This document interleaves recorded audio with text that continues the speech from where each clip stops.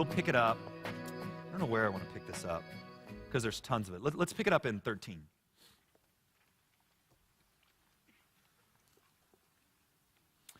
So they start going out. One of the things you're going to see over and over again with Solomon, both in Ecclesiastes and this book, is there's this premium put on his couch. Don't think couch like we would think couch. This is basically dinner, all right? And so one of the things you're seeing right away, right out of the gate in this book is when they date, when they go out on dates, they're in a public place, they're at his couch, they're in the dining hall, they would have been out in the open.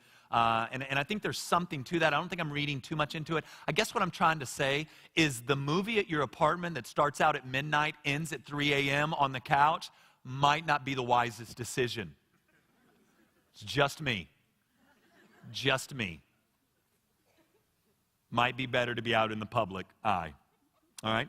But look at what begins to happen, because there's some pretty profound things here in regards to the cultivation of their relationship. Look at this. My beloved is to me a sachet of mirth that lies between my breast. All right, here's basically what she's saying. That when I am around him, the whole world smells better. All right? When I am around him, everything is better. And let's keep going down this. My beloved is to me a cluster of henna blossoms in the vineyard of Engedi. Behold, you are beautiful, my love. Behold, you are beautiful. Now, watch this line. This line is everywhere. Your eyes are doves. Now, this is significant, all right? This is not so much a reference about the color or shape of her eyes, but rather her personhood. And you're going to see this line over and over and over again in here, how much he loves her eyes, how this eyes of dove line, it's going to be in this text. We're going to mention it a lot in our time together. And what he's saying here is there's something about you, not your shape, not just your form, not your breasts, not your face, not your hair, not your legs, not how well you do conversation. There's something about you that's beautiful. Now, watch what happens here. 16, behold, you are beautiful, my beloved, truly delightful. Our couch is green. It's young, all right? The beams of our house are cedar. Our rafters are pine. Now, 2 is a massive shift. Look at this. Listen to what she says. I am a rose of Sharon, a lily of the valleys. Now, what has happened to this girl? Less than a chapter ago, she's like, don't look upon me. I am not attractive. There's certain things about my body that aren't right because of this thing I've had historically. I had to work in the vineyards. It jacked up my hands. It's made my skin not attractive to look at. Please don't stare at me. Less than a chapter later of his, God, you have a beautiful soul. What's she going? I am a rose. No, I am the lily of the valley. Right? What's happened here? She's starting to feel safe with him, isn't she? She's starting to feel safe. And we'll find out as this book goes on, this idea is profound. So there's this friendship that's kind of cultivating, like they're getting to know one another. And the reason I know that is you can't say there's something about your soul, there's something about your personhood that is beautiful after one date. Because you saw her one night at dinner. I mean, you can say that trash, but it ain't true. It's game. It's not true. So they've spent enough time together that he's going, you are beautiful. Not your physical body is beautiful. You are personhood. You are beautiful. And she's beginning to respond to this. So this relationship's starting to grow. All right? It's starting to grow. There's this cultivation. Now look at the restraint. Look at the restraint. We'll pick it up in verse 4. He brought me to the banqueting house, and his banner over me was love.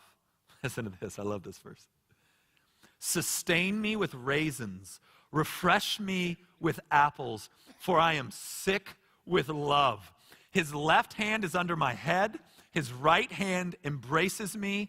I adjure you, O daughters of Jerusalem, by the gazelles or the does of the field, that you not stir up or awaken love until it pleases. Now, let me tell you what's happened here.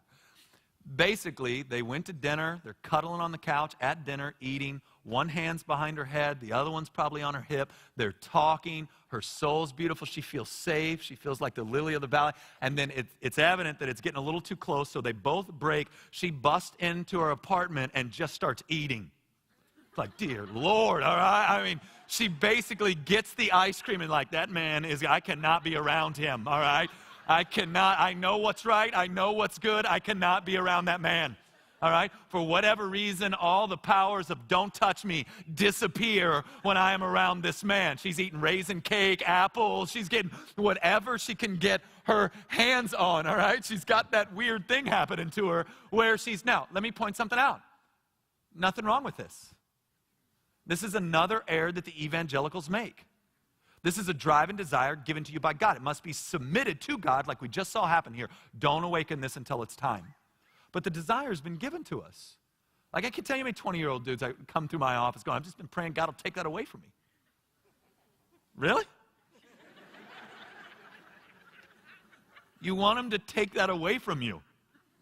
You want to walk indifferent through college. You want to just be like, don't care. I mean, that's what you want. You don't want, you should want that. Now, what you've got to do is what we call the 311, the Job 31:1. I make a covenant with my eyes not to look upon a woman lustfully, which basically means I won't look at her like she's not a human being, like she doesn't have a soul.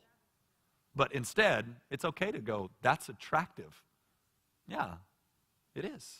It was wired in there. But you got to have the 311.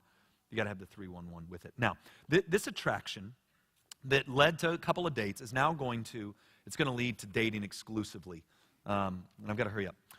It's going to lead to dating consistently. Now, let me throw a couple of things at you in terms of dating consistently, or what some places call courtship. But this is when it's this is serious dating. There's nobody else involved. There's nobody else. Let me just give you a few words of warning on this.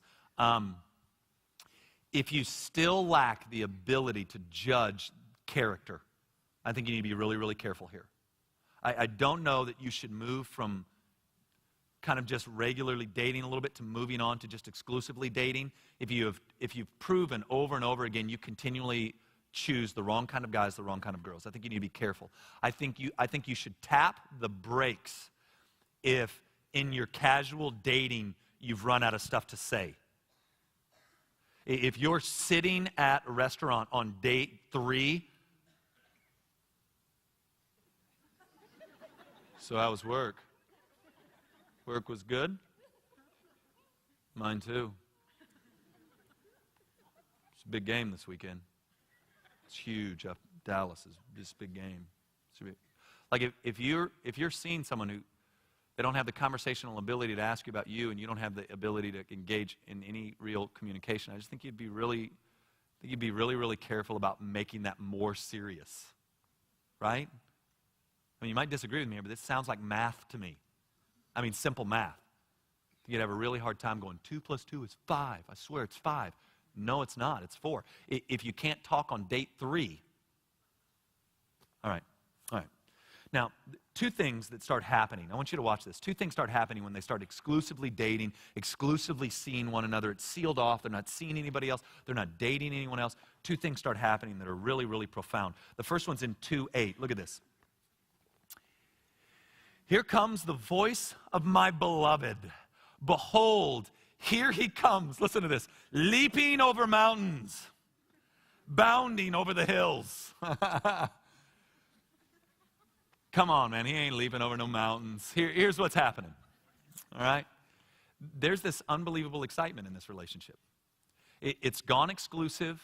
You're doing things that are madness. When I met Lauren, we first started dating. She ran me down, and I started dating her. I was in Abilene, Texas. God was angry at me. I don't want to explain that, but I was out there for a long time, and she lived in Longview at the time. Now, that is, if you drive legally, about 5.5 hours away from each other. And at that time, I was working at a church in Abilene. I was in school full-time, taking 3 to 6 hours, and full-time for me. And I was traveling and speaking. And so what would happen almost every given weekend is I would finish speaking on a Friday night somewhere in Texas, at around like 11, when you do youth stuff, specifically in the fall, back in my day, it was like they would do these 5th quarters, so like after the high school football game, they'd all go back to the church, and then I would teach, I'd preach a little deal, and then I'd get in my car like 1 in the morning and drive to Longview. And I'd get to Lauren's parents' house and fall asleep and wake up and have breakfast with Lauren and spend through lunch with her. And then I'd get back in my car and I'd go back to Abilene because I had to be at church on Sunday morning. And I did this for a year.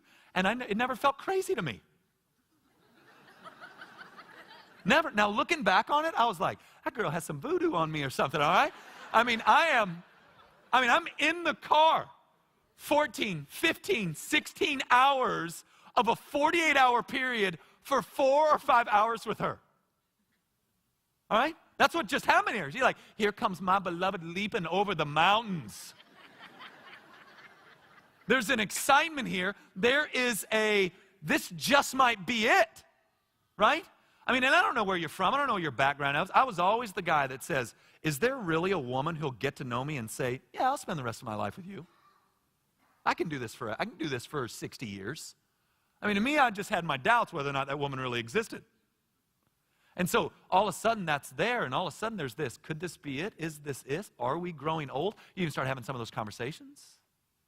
Marriage conversation. Anyway, there's this real excitement that comes when you seal it up. There should be. There should be. Now, we're all different temperamentally.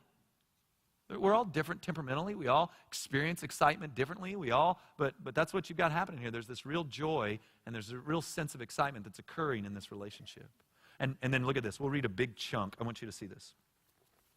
Because the other thing that starts happening is growth, real growth into one another, and vitality. And I'm going to try to explain this. It's not as pretty as it sounds. My beloved speaks and says to me, arise, my love, my beautiful one, and come away. For behold, the winter is past, the rain is over and gone, and the flowers have appeared on earth, and the time of singing has come, and the voice of the turtle dove is heard in our land. The fig tree ripens its figs, and the vines are in blossom. They give forth fragrance. Arise, my love, my beautiful one, and come away. All right, so watch this. They're starting to grow in intimacy because what they're saying to each other right here is, okay, you've got your issues in your family. Come away with me. Her response, you've got issues in your family. Come away with me. All right? And there's always this idea among people who come from broken backgrounds, which, by the way, is all of us. All right? Some of it's just more subtle than others. That there's this idea early on that we can do it right. Huh? In there? So true, dude. It's horrible. 14. Look at this. Oh, my dove, in the clefts of the rock, in the crannies of the cliff, let me see your face. Let me hear your voice. For your voice is sweet and your face is lovely. Something's happened as they've started to grow in this intimacy that's caused one of them to hide. Some kind of information has come out. Something in the past has come up. Something broke this idea of euphoria. So I'm guessing at this time they've been dating about 2 weeks. All right, that's usually when it pops its head up. All right, 2 weeks to a month. Bam, there it is. And you've had this issue that's come up, and one of them's tried to hide. One of them's tried to run. One of them's tried to hide. Now look at what comes next, because I think this is such a big piece. Look at 15.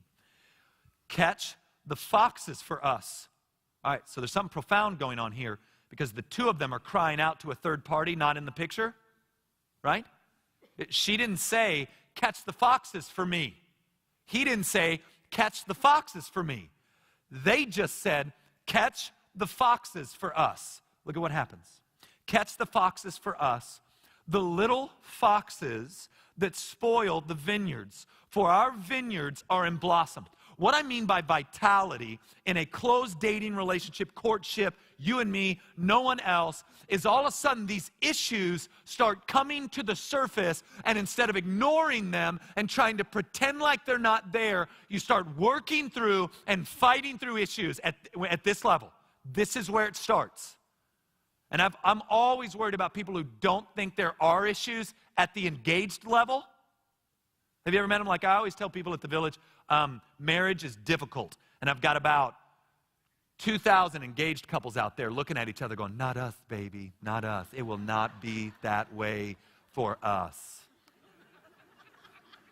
I'm just like, when do I get to be 40? When does the church get to be 40? Get us there quickly, because it's so much better there. It's just as big of a mess there. It's just, it's even the same there. All right, never mind. So they've got this prayer now. They've got this thing they're working through. We've got issue. You've got little foxes. You've got these little things in your life that are eating away at this. Eating away at our ability to walk in intimacy, eating away at our ability to communicate, eating away at our ability to trust God. They're both doing it. They both have these issues, and they're saying, help us. Please take care of these foxes that are going to destroy the vine. Please. All right, now, you've got a deepening of the relationship occurring, don't you? Weaknesses are being spotted. Nobody's running away. They're starting to prayerfully work through deep, heart-like issues. This is what I mean by vitality. Where you start to deal with those issues together, vitality, depth, life begins to deepen. Here's the way most people play it, though. They pretend those issues aren't there, and they medicate. What do they medicate with? Making out.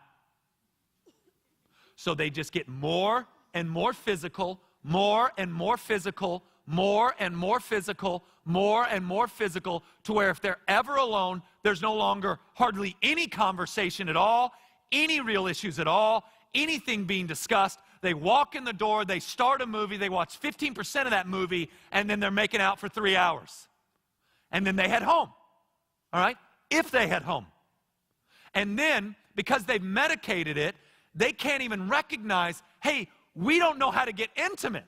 We don't even know how to get to know each other. We got to about a second grade understanding of one another, and we don't know how to get through. So what we're doing is pretending to be adults while all the while not being able to get there.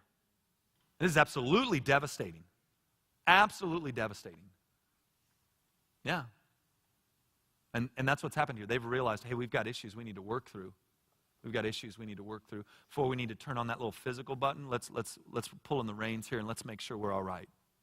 Let's make sure I love your soul. Let's make sure you know me. Let's make sure that's in place, lest we use each other and hurt one another. And then I love this little last part. My beloved is mine, and I am his. He grazes among the lilies. Here's what's happened. Specifically on her part, there is a deepening of trust for this man, because as the issues came up, he didn't run, but he said, let's deal with them. He didn't medicate it. He didn't make the move on her when she felt weak and vulnerable and all that. They calmed it down. They started working through the issues, and now look at her response. Oh, thank you for this man. Now, I want to point out one more thing, and then we're going to chat some. Look at verse 5 of chapter 3. We're almost done for this session. In fact, I'm about 4 or 5 minutes over now, but I've got a face mic. They can't stop me. Let's go. I adjure you, O daughters of Jerusalem, by the gazelles or the does of the field. Now, that sounds very familiar, doesn't it? Yeah, we've heard this before. That you not stir up or awaken love until it pleases. Twice now. Twice now, as this relationship has grown to another level, this young lady pleads with us to not let this thing get overly physical. I mean, she's pleading with you tonight. Don't let it get too physical. Now, let me try to explain why. When you remove the relational element of sex, when you remove, all right, being known by and knowing someone, you remove that and it goes just physical. What you've done is absolutely destroyed any hope you have of sex and being physical, being able to create and drive home genuine, legit intimacy.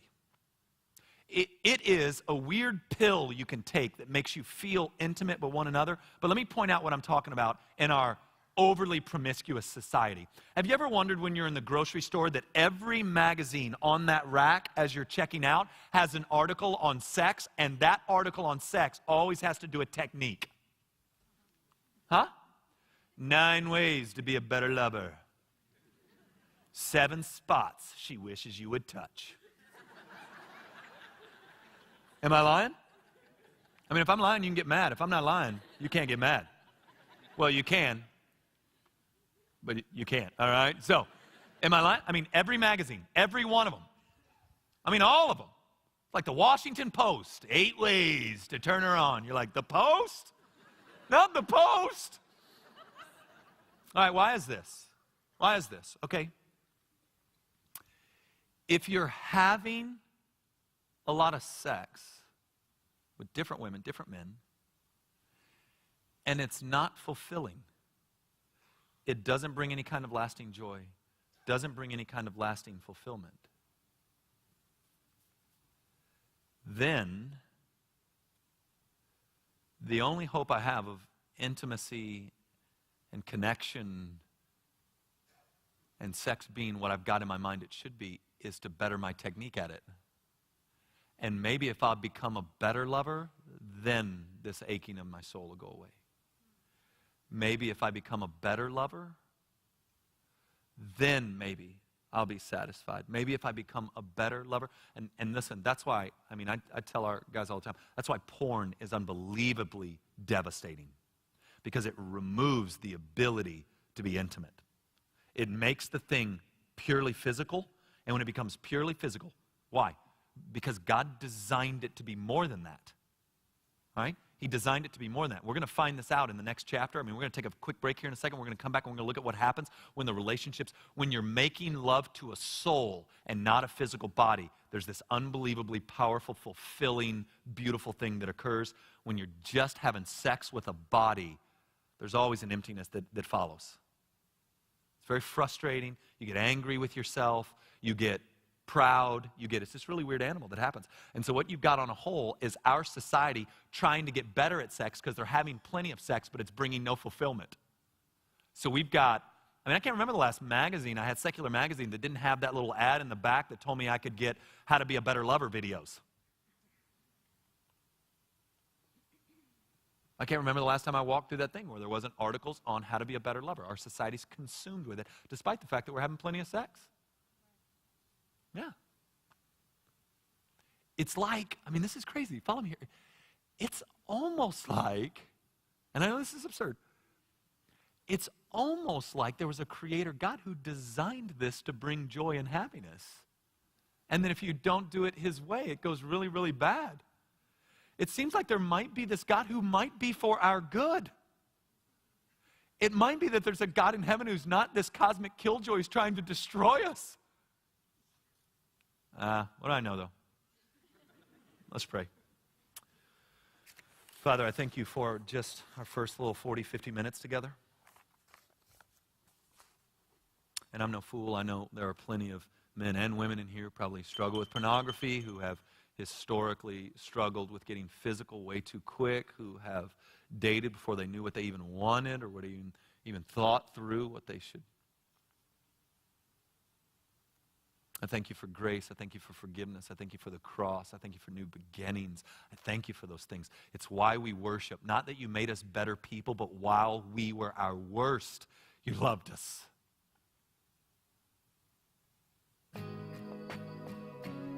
And so I pray that for the rest of our time together tonight, you'd really speak to the deep areas of our hearts. I pray that where there are little foxes, that we'd get help. I thank you for attraction, dating, kissing, dinner, and good wine, and great food. What beautiful gifts those are to us.